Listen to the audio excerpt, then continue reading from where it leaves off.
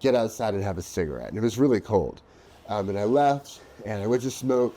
And then it was just a fugue state. It's just something that happens with mania, is the fugue state. And I remember just rapidly going from I need a cigarette to I need someone to make eye contact with me. I need someone to care. And then I thought, okay, my parents are going to realize that something is wrong because I left the light on in the basement. And they're probably going to come across the bridge. I was walking on Key Bridge, and I was like, I don't want to be burdened to my parents in my head. I was like, I got to get away. That was all I thought. I didn't think I wanted to die, but I said, I've got to get away in my head. And I somehow jumped over the guardrail on the Key Bridge and fell into the Potomac River.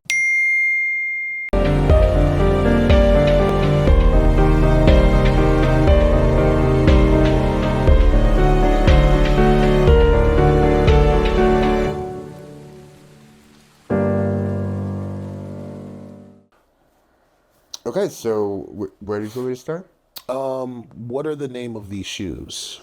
These are interesting shoes. I've made a habit of going to the Doc Martin store in Georgetown and looking at the women's styles and asking for the biggest size. And these were a women's style.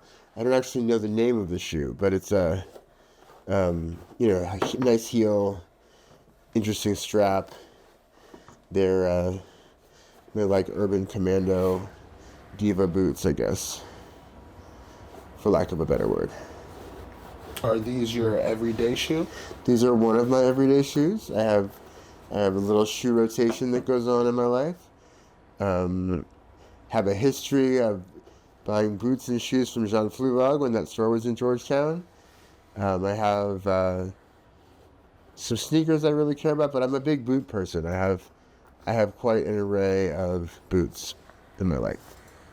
You could do me a favor and put this cup on that chair, the stool. Okay. Because it's blocking one of the cameras. Okay. Appreciate you.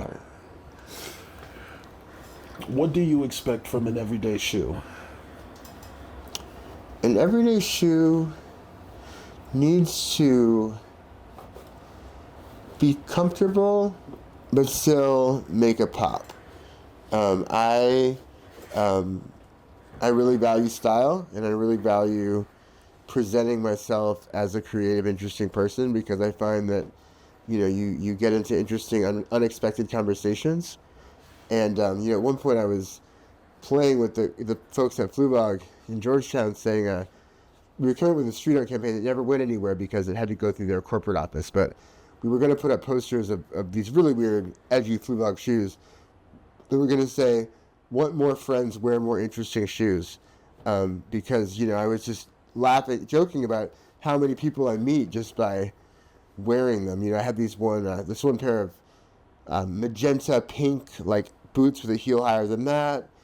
Just a whole array of, like, gold lame shoes, like this really interesting, edgy. There was a Jimi Hendrix inspired shoe. There was a David Bowie inspired shoe that I have. Those are two pairs of boots that I really love. You have a very passionate history of boots. Do you know where that comes from? No. I guess I've been a bit of a boot person since my early 20s. I'm 46 now, so it's a little bit of time to amass a supply of boots that I feel good about. You've aged well. Thank you.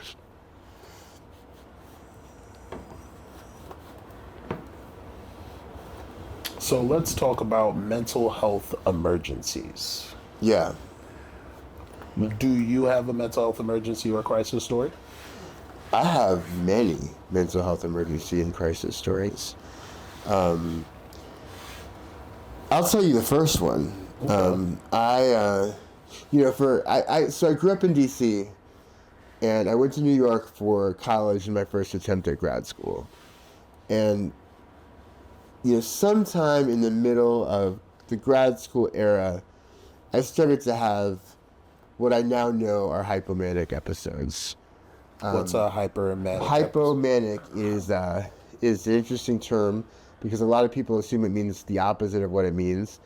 Hypo means under, like a hypodermic needle goes under your skin.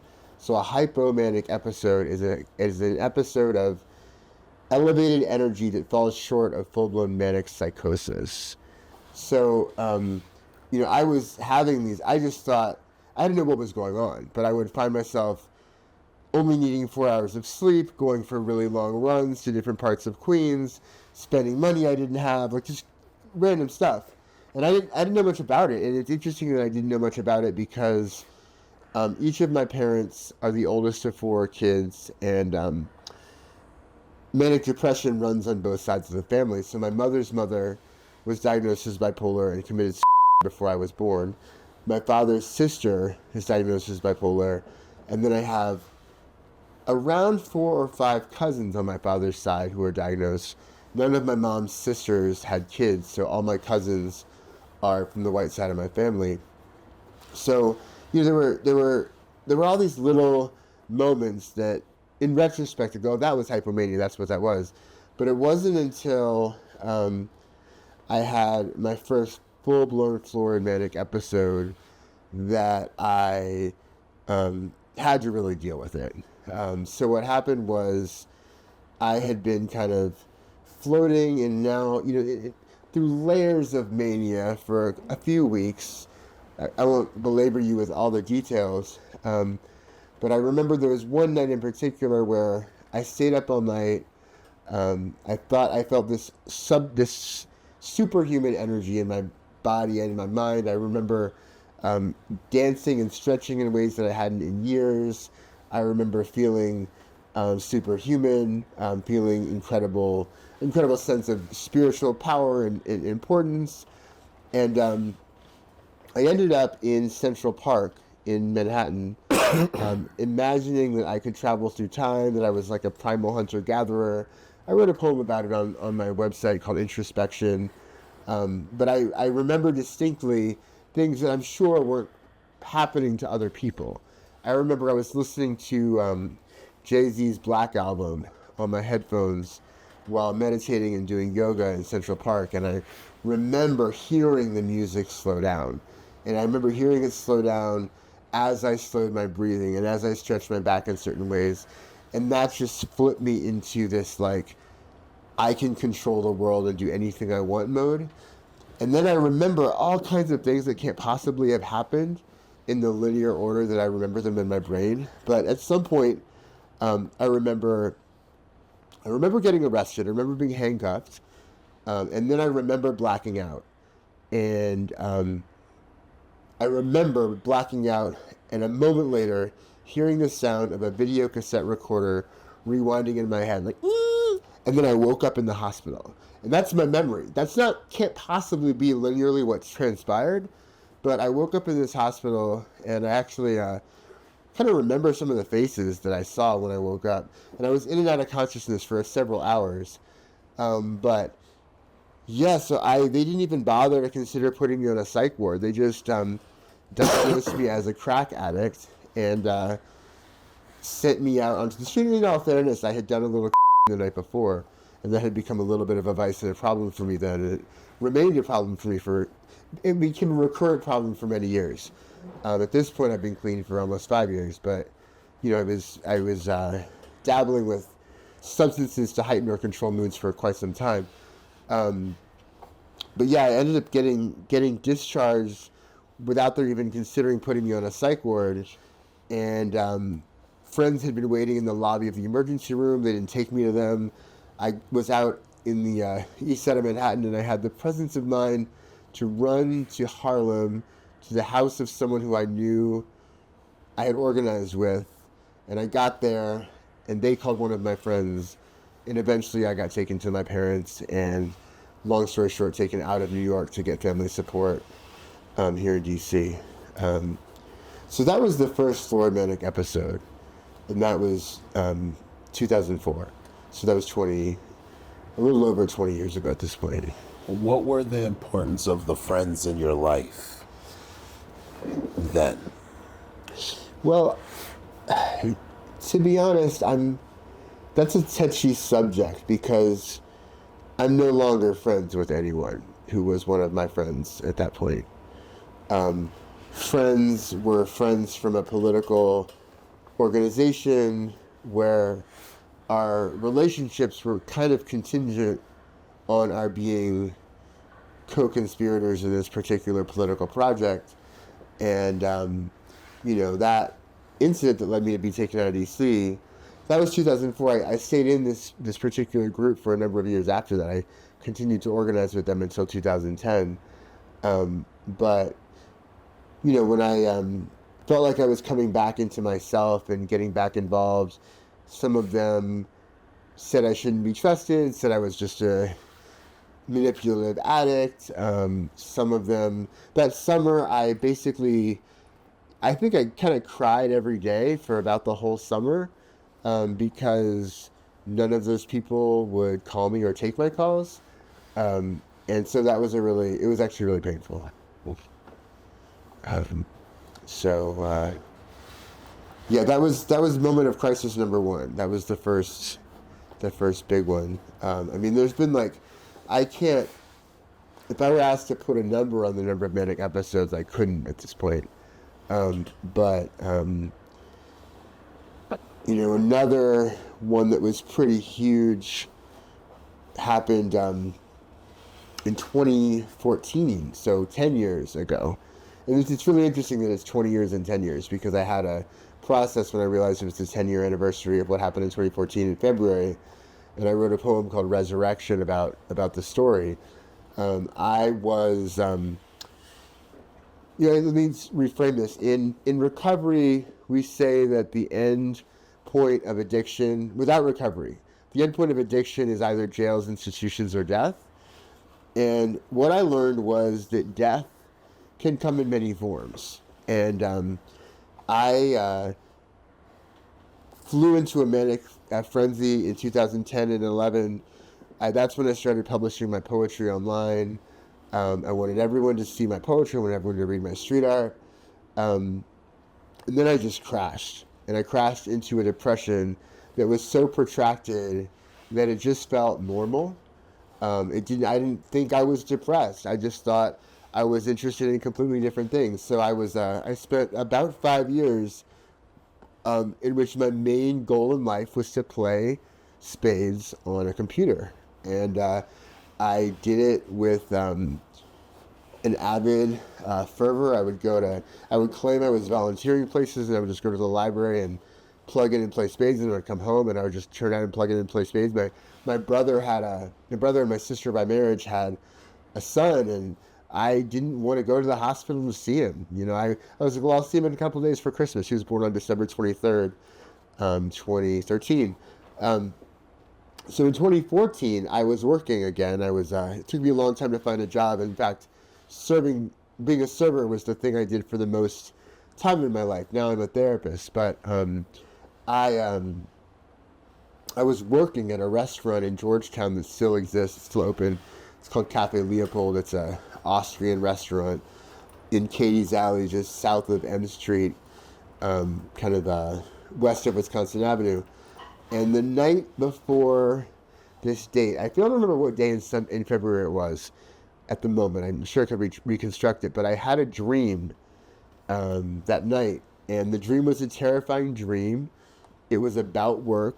I remember feeling trapped and afraid, and I woke up with a start, and I couldn't get the feeling of the dream out of my head. I couldn't remember exactly what happened, but I pulled myself together and went to work. So I got to the restaurant to work the brunch shift, and it felt like total deja vu. Like everything that started to happen in the restaurant felt like what had transpired in the dream.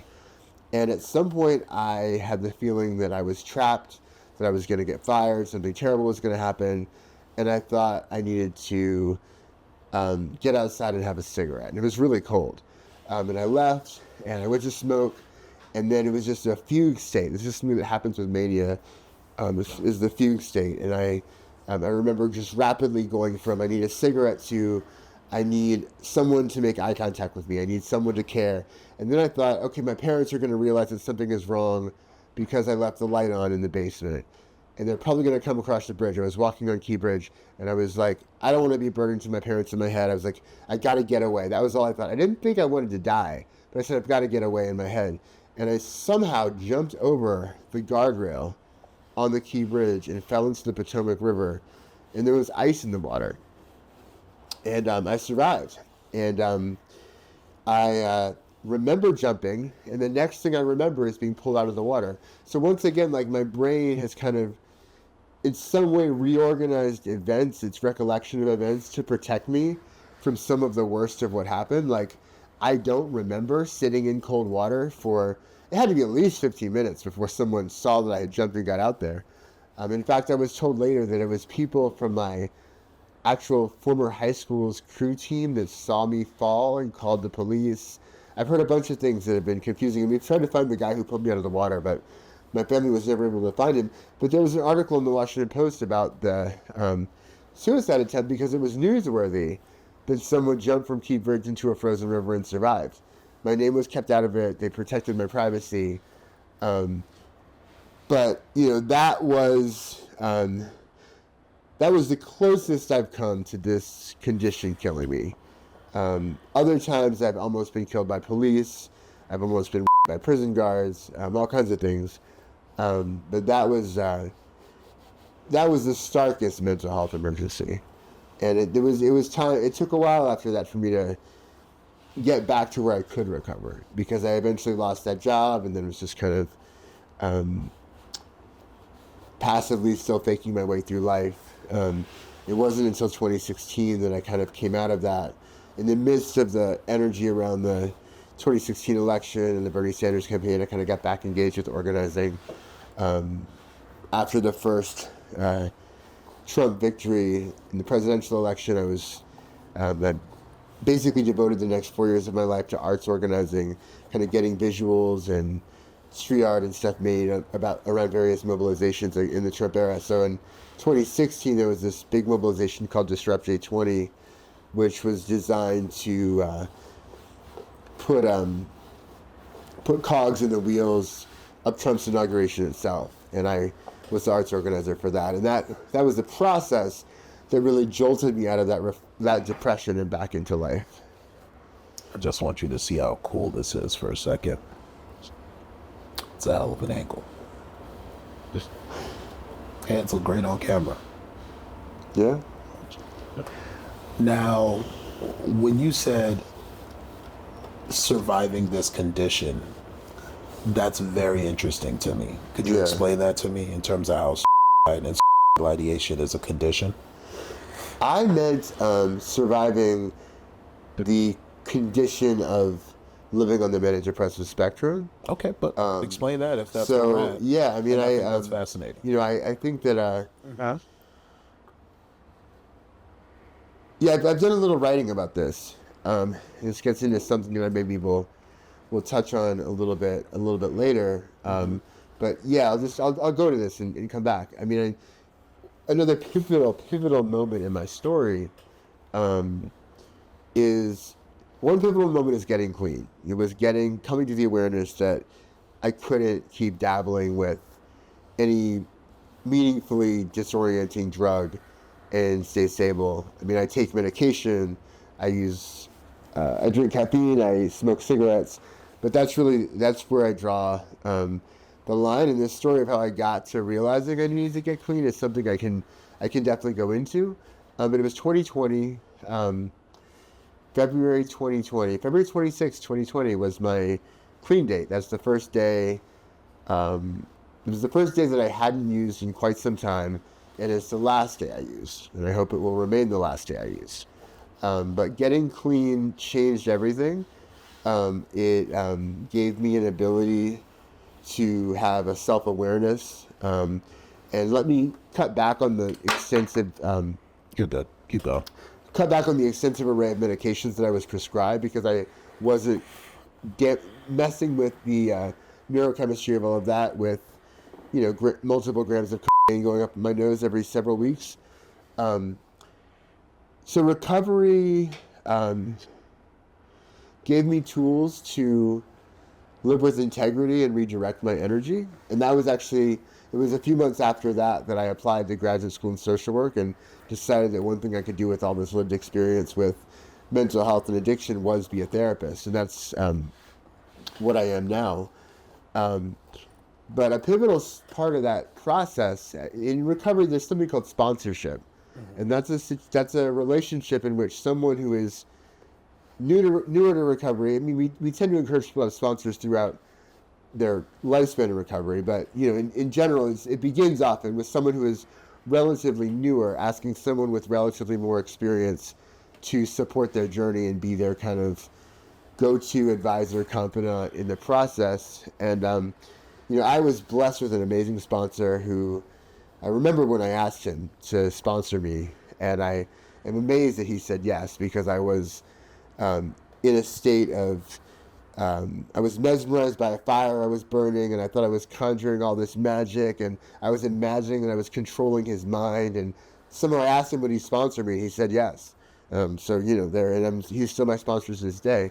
But starting at some point, I started to have other people ask me, and partly I would share about living on the manic depressive spectrum in meetings, and so people who had either bipolar diagnoses or thought those terms might fit often approached me to get insight, and if we clicked, they would often ask me to sponsor them. So I've sponsored 4 people, and 3 of them have had bipolar diagnoses.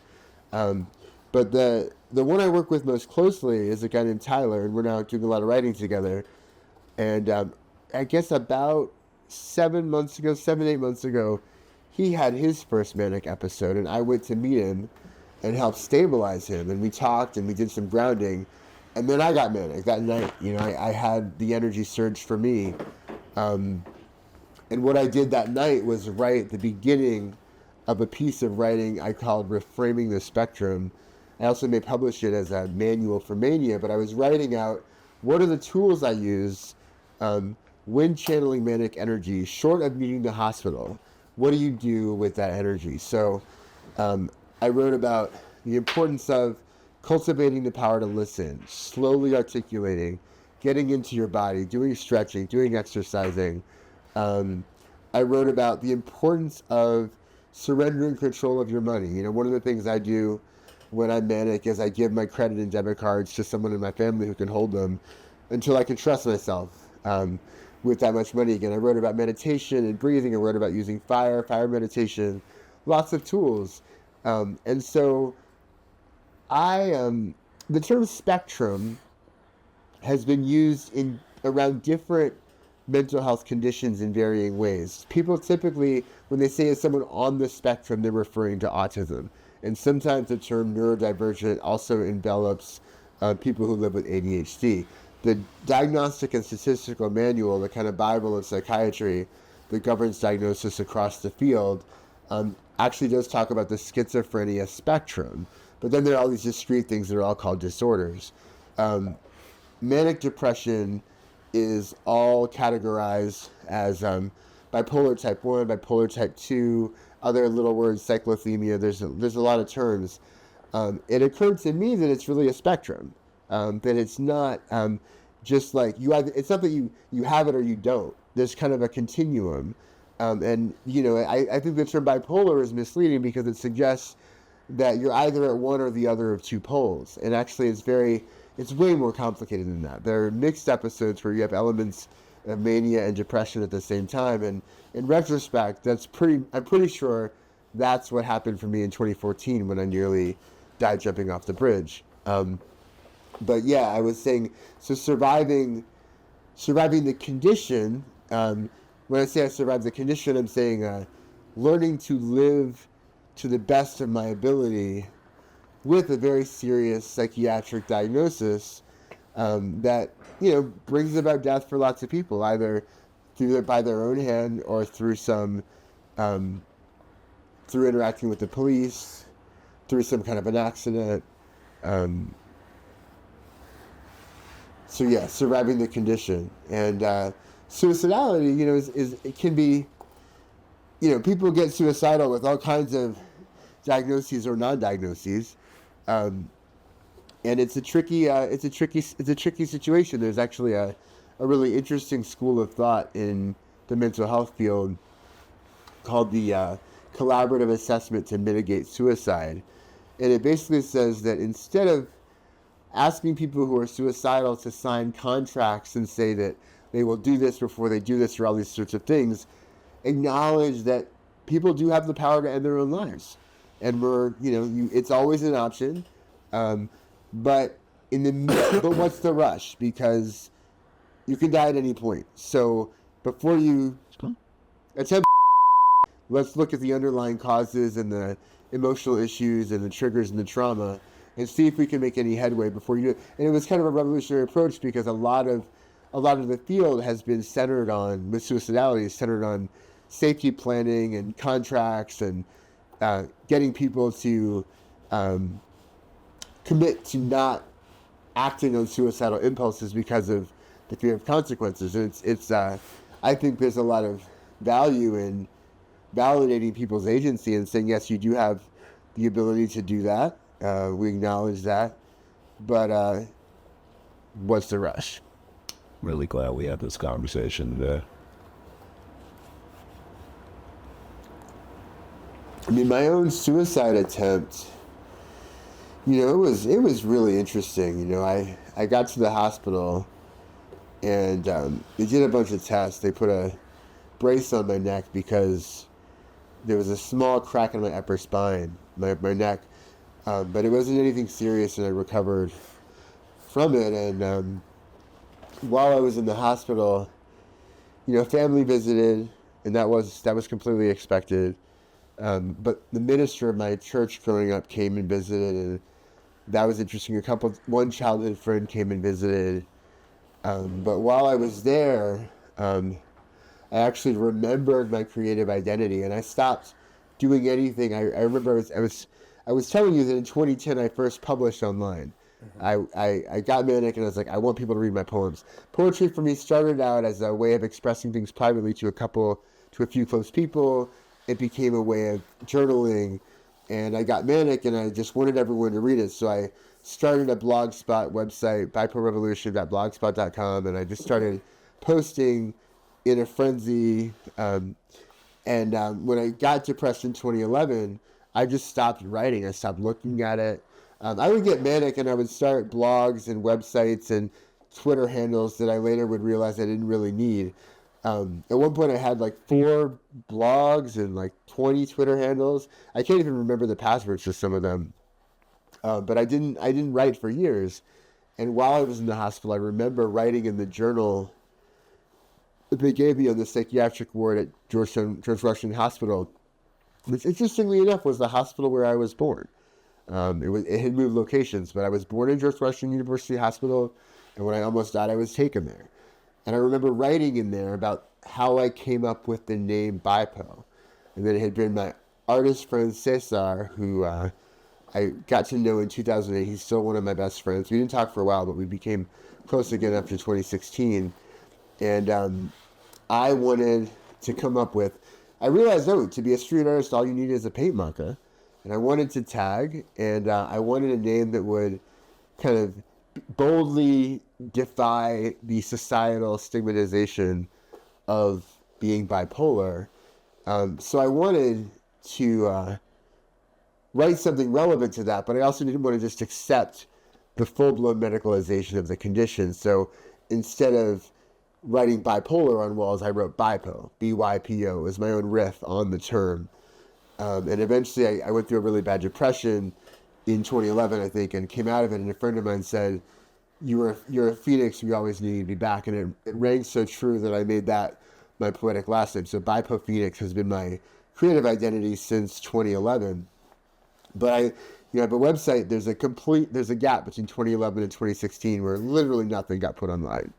And then I came back to life in 2016, and I've been publishing and writing consistently since then.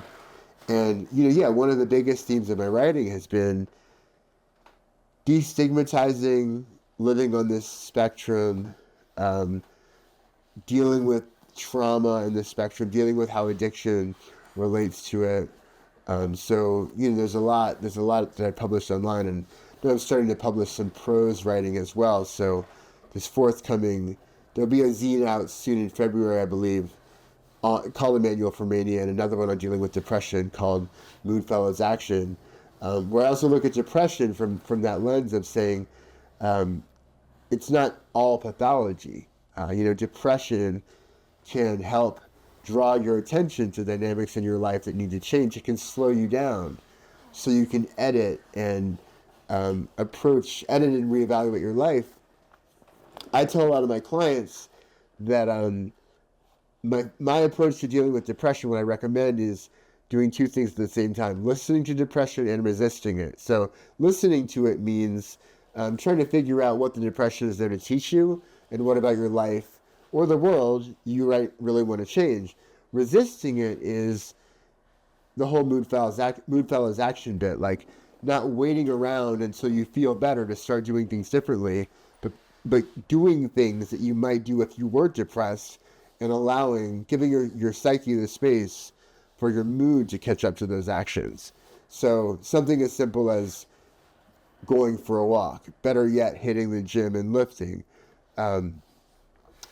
just I find creativity is a really healing thing for lots of people, whether it's your own writing or watching a really good, powerful movie or streaming a show or reading a book or whatever. Just engaging creatively can be a really important part of that resisting depression process. How important has it been in your journey to be a therapist as a survivor?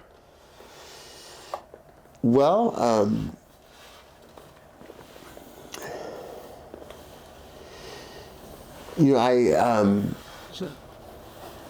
I'm not sure exactly how to answer that. I'm thinking.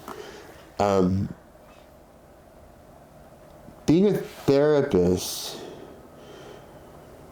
just made sense as a career path once I got clean, because I love school. I like learning. In fact, I had a very, very cerebral approach to being diagnosed in the first place. Like, I was like, all right, here comes a thing I got to deal with. I guess I better read about it. So I read anything I could find on being bipolar to come across. In fact, I read the textbook on manic depressive illness by K. Redfield Jamison, and I think it's, I can't remember her co-author with that book, but it's literally $100 bound book on the intricate neurochemistry of the condition, and I read the whole book and understood probably 10% of it.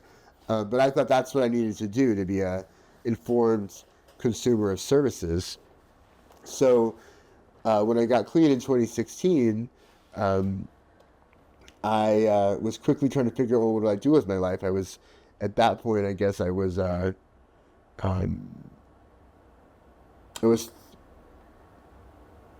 why can't I figure it? What can I do mouse? I guess I was 38?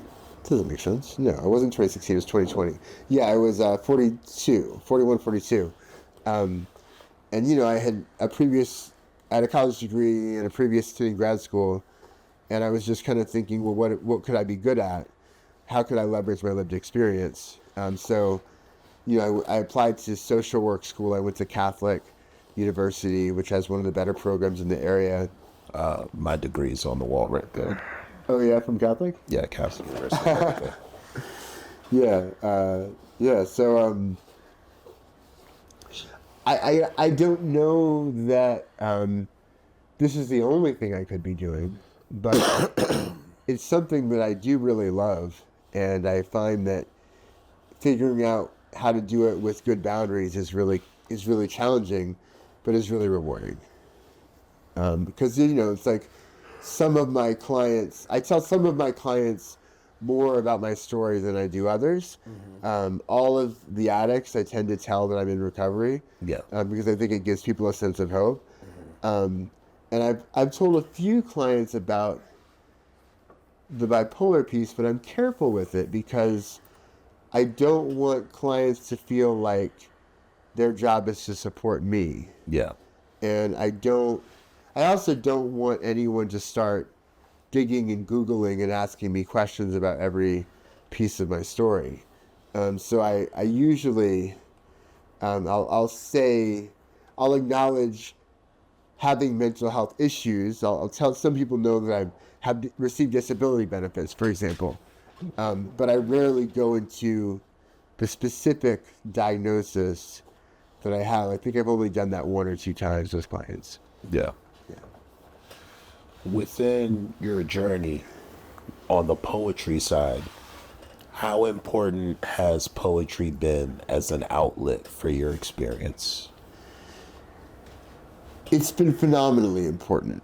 I've been able to put words to feelings and experiences through creative expression that I wouldn't have been able to otherwise. I've been able to reach people who have been inspired by the writing in ways that I hadn't expected.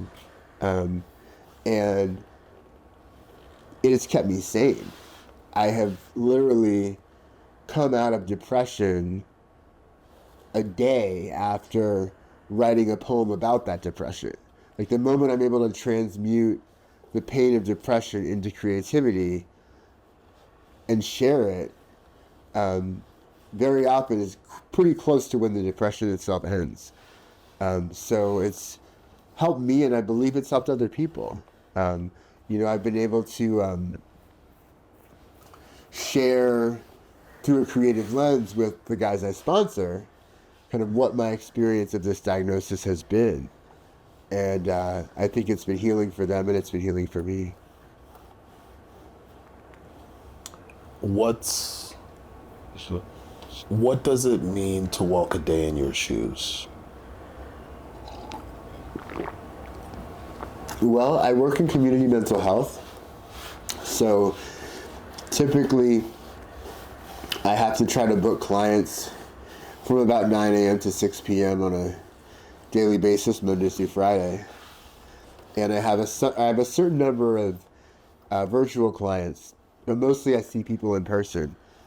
And I bring a lot of different pieces to play into it. I mean, with most clients, I tend to set up a battery of options for therapy, and when they get there, I'll ask them, well, what do you want to do today?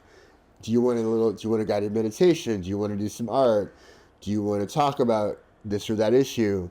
Do you want to, I have clients who are creatives, and I sometimes process their work in sessions. I have a client who has an aspiring writer, and she shares pieces of a semi-autobiographical novel that she's writing, and we'll process those chapters in therapy. But I find that some clients really want to just kind of go through what's happening in their lives and their issues. But a lot of clients really benefit from just doing something together that's creative. Like one of my favorite things to do is collage work. I wasn't trained in art therapy, but I found over years in psych wards that one of the best things that happens on the psych ward is that there's a ton of art supplies. And on psych wards, there's often something called occupational therapy, which is usually making art. And just because it worked for me, I've tried it with clients, and I started with writing, with drawing, and taking turns drawing and kind of collectively co-creating a piece. And then I realized I could have books of art. And often what I'll do is 1 week clients will take the book and flip through and fold down the pages of images that they like. And then between that and the next session, I will make multiple color photocopies of each of those pages. The next session will spend taking those photocopies and cutting them up, either cutting out images on the contours of the image, or making triangles or rectangles or strips. And then the next week, or maybe multiple weeks, we'll together co-create a collage. And it's just fun and interesting. And one of the things that I find is that especially for some of my clients who are more cognitively challenged, it gives you a sense of efficacy and creativity, and then they complete the piece, and I'm like, let's sign it, only with initials, of course, to protect some level of privacy, but I'll put it on the wall. We're actually in the process of trying to decorate the cafeteria in my agency's building with the collages that clients have made. And one of the dynamics I've noticed is that sometimes a few weeks of art, and like the issue that a client was telling you about before those weeks of art, they've already figured out how to solve it. And the dynamic, the catalyst was that they were doing art the whole time. and then they had confidence to solve their own problem. And I've had that happen multiple times, and it's really inspiring when it does. All right. This is Bipo Phoenix, and this is a day in my shoes.